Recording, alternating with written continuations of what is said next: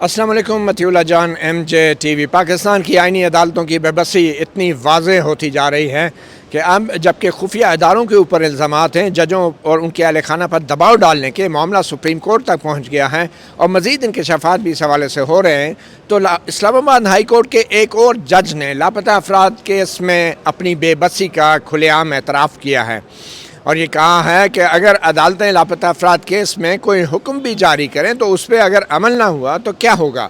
اس حوالے سے لاپتہ افراد کمیشن جو کہ 2011 سے قائم کردہ ہے، اس کی کارکردگی کے اوپر ایک ریٹ درخواست دائر کی گئی تھی اور خاص طور پہ ایک لاپتہ شخص عتیق الرحمان جو اٹامک انرجی کمیشن میں انجینئر تھے، 2004 سے لاپتہ ہیں اور اس والے سے 2014 میں لاپتہ افراد کمیشن نے پروٹیکشن آرڈر بھی جاری کیا تھا اور کہا تھا کہ بظاہر یہ ریاستی اداروں کی تحویل میں ہے. اس پروٹیکشن آرڈر پہ بھی آج تک عمل نہیں ہوا.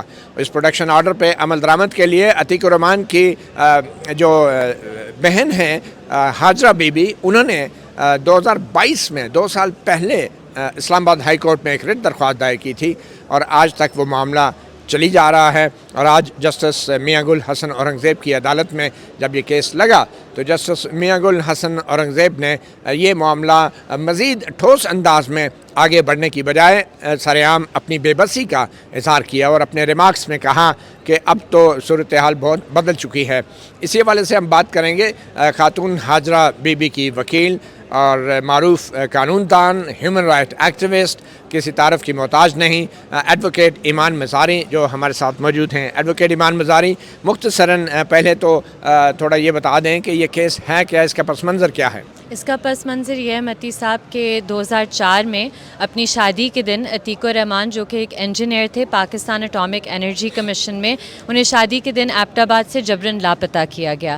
اب فیملی کمیشن کے پاس بھی گئی، لوکل ایبٹ آباد پولیس کے پاس بھی گئی، پرچہ درج ہوا. کمیشن نے پروڈکشن آرڈر 21 مارچ 2014 کو جاری کیا ISI DGISI کو اور MI ڈائریکٹریٹ GHQ کو.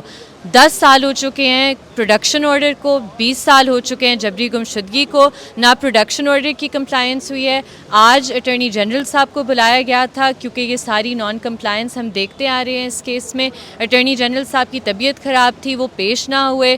کمیشن نے آج آ کر کہا ہے کہ جی ISI کی ریویو پٹیشن پینڈنگ ہے، جبکہ کوئی قانون ایسا نہیں ہے جس کے تحت پروڈکشن آرڈر کے خلاف ریویو پٹیشن کا اختیار ہوتا ہے. آپ کو پتہ ہے یہ ریویو جو ہے کمیشن کے سامنے ISI کی پینڈنگ ہے اور قانون میں ریویو کا کوئی اختیار نہیں ہے، کیونکہ ریویو آپ کو پتہ ہے ایک سبسٹینٹو رائٹ ہوتی ہے، وہ اسٹیچوٹ کے تحت کنفر ہوتی ہے. اور یہ ریویو کتنے عرصے سے پینڈنگ ہے، نام نہاد ریویو؟ جی ہمیں تو یہ بھی نہیں پتہ کیونکہ آج انہوں نے ایک آرڈر پیش کیا ہے جو کہ 27 جون کا آرڈر ہے، جس میں پہلا نوٹس آئی بلیو ایشو ہے ریویو پر. تو یہ ان کی سیریسنس ہے. تو یہ لاپتہ افراد کمیشن کے سربراہ کون ہیں؟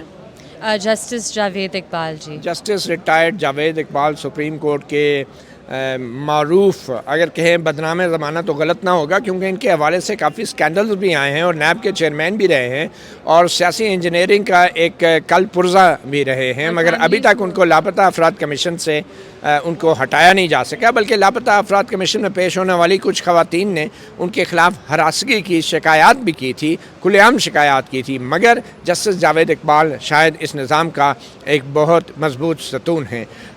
تو کیا ہوا آج، کس عدالت میں آپ پیش ہوئے اسلام آباد ہائی کورٹ میں، اور جج صاحب کون تھے اور ان کا کیا پروسیڈنگ کیا ہوئی؟ جی یہ جسٹس میاں گل صاحب کے سامنے لگا ہوا تھا اور پہلی بات یہی ہوئی کہ اٹارنی جنرل صاحب نہیں آئے. میں نے عدالت کو یہی کہا کہ یہ حکومت کی سیریسنس دکھاتا ہے. ہماری بھی طبیعت خراب ہوتی ہے متی صاحب، ہم عدالتوں میں پیش ہوتے ہیں. اگر ہائیسٹ لا آفیسر کہہ رہے ہیں کہ میرے پاس ٹائم نہیں ہے، میری طبیعت خراب ہے ایک مسنگ پرسنس کیس میں، تو آپ باقی ریاست کے جو فنکشنریز ہیں ان کا اپروچ دیکھ لیں. آبویسلی عدالت نے بے بسی کا بھی اظہار کیا اور کمیشن کی طرف برہمی کا بھی اظہار کیا کہ آپ کے پاس کنٹیمپٹ کی پاورز ہیں 2017 کے قانون کے تحت، آپ کیوں نہیں وہ ایکسرسائز کرتے. اب کمیشن نے آج آ کے یہ بھی کہا کہ جی ہماری سسپیشن تھی کہ ISI اس کے پیچھے تھی. آپ نے پروڈکشن آرڈر 2014 میں جاری کیا ہوا ہے اور کورٹ نے یہ بات کی. اب 2024 میں آپ آ کے کہہ رہے ہیں کہ ہمیں لگتا ہے سسپیشن ہماری تھی، آپ اپنے آرڈر کو ہی نہیں اون کر پا رہے. تو یہ متی صاحب ہم نے جو پریئر کورٹ سے مانگی ہے اور یہ بہت ضروری ہے, ہم نے 2 چیزیں مانگی ہے. ایک کہ اس پروڈکشن آرڈر کی کمپلائنس ہو, یعنی اس شخص کو عدالت میں پیش کیا جائے. دوسرا اور بھی زیادہ ضروری باقی تمام پاکستان میں فیملیز کے لیے کہ یہ جو کمیشن ہے اس کی جو فنکشننگ ہے اسے ان violation of fundamental rights declare کیا جائے اور کہ اس کمیشن کو ختم کیا جائے, ڈس بینڈ کیا جائے. تو پھر کیا ہوا اس پہ؟ دیکھیں پچھلی پیشی پہ تو جج صاحب نے کامنٹس کیے تھے, آبزرویشنز دی تھی بینچ سے کہ I am of the mind کہ میں یہ کمیشن کو ڈسبینڈ کر دوں گا اف یو کنونس می, اور میں نے بہت آرگیومنٹس اس پہ کیے, یو این کی بھی رپورٹس تھیں, لیکن اس پیشی پہ لگ رہا تھا انہوں نے انفیکٹ یہ بات کی ہے کہ ایک کیس کی وجہ سے میں شاید ڈسبینڈ نہ کروں. اس پہ میں نے عدالت کو یہ آگاہ بھی کیا کہ ابھی بینچ 2 میں اور بینچ 8 میں یہی پریئرز مانگی گئی ہیں اور مسنگ پرسنس کے کیسز میں جہاں میں کاؤنسل ہوں, تو یہ ایک کیس کی بات نہیں ہے, یہ ایک اوور آل ایشو ہے. تو یہ بتائیں کہ جیسے میاں گل حسن اورنگزیب نے اپنی بے بسی کا اظہار کن الفاظ میں کیا؟ دیکھیں متی صاحب انہوں نے یہی کہا کہ وی آر ہیلپ لیس, تو میں نے کہا کہ نہیں these courts have to take action. تو انہوں نے کہا کہ میں آپ کو ان کے پاس کمیشن کے پاس تو نہیں واپس بھیج رہا, ہم ایکشن ہی لے رہے ہیں. لیکن انہوں نے یہی بات کی کہ آپ نہیں سمجھ سکتی کہ ججز اس وقت کس پریڈیکمنٹ میں ہیں. تو متی صاحب بات سمپل سی ہے, دیکھیں ہم ان عدالتوں میں پیش ہوتے ہیں, ہمیں نظر آ رہا ہے کیا ہو رہا ہے, ہمیں نظر آ رہا ہے کہ ججز کس پریشر کو ہینڈل کرتے ہوئے آپریٹ کریں, اپنی ڈیوٹیز ڈسپینس کریں, اور اس میں سپریم کورٹ کا بھی بہت بڑا رول ہے کہ ان نے کس طرح اس پوری سچویشن کو مس ہینڈل کیا ہے اور انفیکٹ انکریج کیا ہے ان اداروں کو مزید دبائیں جو ہائی کورٹ اور لوور جوڈیشری ہیں ان کے ججز کو.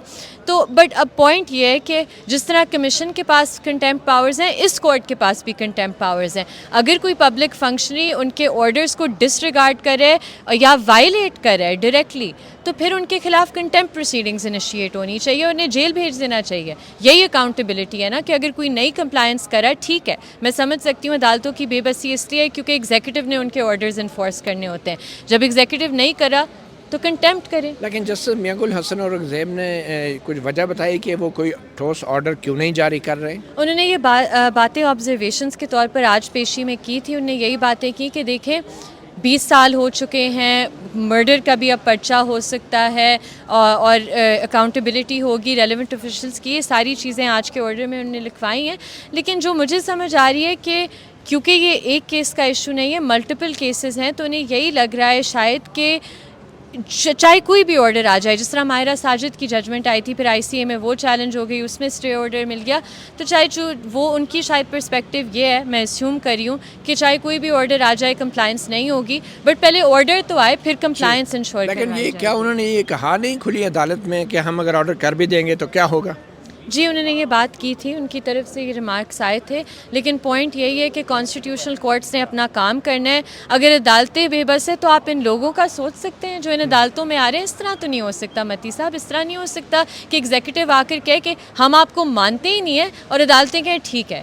That's in acceptable. کیا جسٹس محسن اختر کیانی کا بھی حوالہ دیا گیا جج صاحب کی طرف سے کہ انہوں نے بھی لاپتہ افراد کیس میں کچھ آرڈرز دیے تھے اور پھر ان کے ساتھ کچھ ہوا, کچھ اس حوالے سے؟ جی یہ بات انہوں نے کی تھی کہ انہوں نے جو آرڈر کیا تھا, آئی بلیو احمد فرحاد کے کیس کا وہ اشارہ کر رہے تھے کہ پھر ان کو ویلیفائی, ان کا الفاظ تھا ویلیفائی کیا گیا, اور یہ سچ بات ہے, درست ہے کہ ویلیفائی کیا گیا, بٹ دا پوائنٹ از کہ انہیں ڈیٹر نہیں وہ ہوئے, وہ پھر بھی اس طرح کے آرڈرز پاس کریں, اور ان کے آرڈرز کی افیکٹونیس اس لیے ہے احمد فرحاد ریکور ہو گیا کیونکہ وہ ایکشن لینے کے لیے تیار تھے اور وہ اس ایشو کی سنجیدگی کو سمجھتے ہیں. دیکھیں کورٹس ہیلپ لیس نہیں ہو سکتی, اگر کورٹس ہیلپ لیس ہو جائیں گی تو پھر ہمیں ریاست بتا دیں, عدالتیں بند کر دیں, ہم یہ کالے کوٹ اتار دیتے ہیں اور ہم انصاف اپنے ہاتھوں سے لے لیتے ہیں. تو آپ کو لگتا ہے کہ عدالت خوفزدہ تھی ویلیفیکیشن کیمپین کی وجہ سے, یا اس خوف سے کہ ان کے حکم پہ عمل نہیں ہوگا؟ آپ سمجھتی ہیں کہ یہ دباؤ موجود ہے موجودہ عدالت پہ؟ دیکھیں یہ تو ججز خود بتا سکیں گے اگر ان پر دباؤ ان کے ریمارک سے آپ کو کیا لگا؟ متی صاحب سب کے سامنے ہے کہ دباؤ کس طرح کا ہے. ظاہری سی بات ہے اس خط میں جو 6 اسلام آباد ہائی کورٹ کے ججز نے لکھا تھا, کس طرح کی دھمکیاں ان کی فیملیز کو دی جا رہی تھی, کس طرح ان کے فیملی ممبرس کو اٹھایا گیا تھا, تو ان کے ساتھ بھی یہی چیزیں ہو رہی ہیں جو باقی عوام کے ساتھ ہو رہی ہے. اور اس لیے میں کہتی ہوں کہ سپریم کورٹ کا رول اس میں کرمنل ہے, جو انہوں نے اپنے ججز کو چھوڑ دیا ہے اور دیو thrown them to the wolves کہ جائیں ایجنسیاں جو چاہے کرنا چاہے کرے ججز کے ساتھ. ہمارے دور میں تو چیف جسٹس صاحب کہتے ہیں مجھے تو کچھ نظر ہی نہیں آ رہا, تو ان کی آنکھیں بند ہیں, ان کے کان بند ہیں. مگر ہم عموماً ججز کو سنتے ہیں، وہ لیکچر دیتے ہیں میڈیا کو، وکلاء کو، دوسرے پروفیشنلز کو کہ آپ اپنا کام پروفیشنلی کریں، مگر خود اپنے حلف کے مطابق جب کوئی ٹھوس فیصلہ کرنے کی باری آتی ہے تو اس کے لیے جواز بتانے شروع ہو جاتے ہیں کہ ہم حکم جاری کر بھی دیں گے تو کچھ نہیں ہوگا، ویلیفیکیشن کیمپین ہوگی۔ آپ سمجھتی ہیں کہ ججز کو اپنے حلف کے مطابق بلا خوف اور لالچ جو ہے ٹھوس فیصلے کرنے چاہیے؟ متی صاحب آف کورس کرنے چاہیے، اور میں یہ نہیں کہہ رہی کہ یہ کورٹ نہیں کرے گی، آبویسلی کورٹ نے ججمنٹ تو رینڈر کرنی ہے اور کورٹ کے سامنے سارے حقائق ہیں، اور کورٹ نے سیریسلی اس ایشو کو دیکھا ہے، انہوں نے اس لیے اٹارنی جنرل صاحب کو طلب کیا تھا آج۔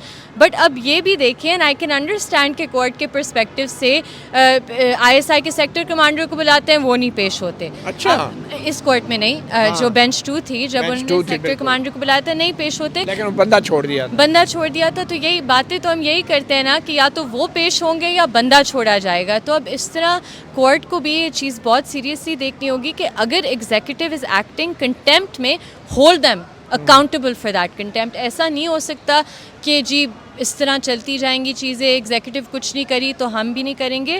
مجھے نظر آ رہا ہے کہ کورٹ ایونچولی ایک ججمنٹ دے گی، وہ جو بھی ججمنٹ دے گی اس کی کمپلائنس کروانا پھر عدالت کی ذمہ داری ہے، کنٹیمپٹ میں جو بھی وہ اپنے پاورز ایکسرسائز کرنا چاہے۔ تو آپ نے ابھی ذکر کیا کہ چیف جسٹس قاضی فائز عیسیٰ نے بظاہر اپنے برادر ججوں کو بھیڑیوں کے آگے پھینک دیا ہے، بالکل ایسا ہے۔ اور کیا آپ کے خیال میں چیف جسٹس قاضی فائز عیسیٰ اپنے برادر ججوں کے ساتھ وہی کچھ کر رہے ہیں جو ان کے ساتھ ان کے برادر ججوں نے صدارتی ریفرنس میں کیا تھا ایک بار؟ اس سے بھی زیادہ برا کر رہے ہیں متی صاحب، کیونکہ ادھر ایک ریفرنس کی بات تھی، ادھر لوگوں کے فیملی ممبرس کو اغوا کیا گیا ہے، ٹارچر کیا گیا ہے، ڈائریکٹ آفیشلز آئے ہیں ایجنسیوں کے ان عدالتوں کے اندر۔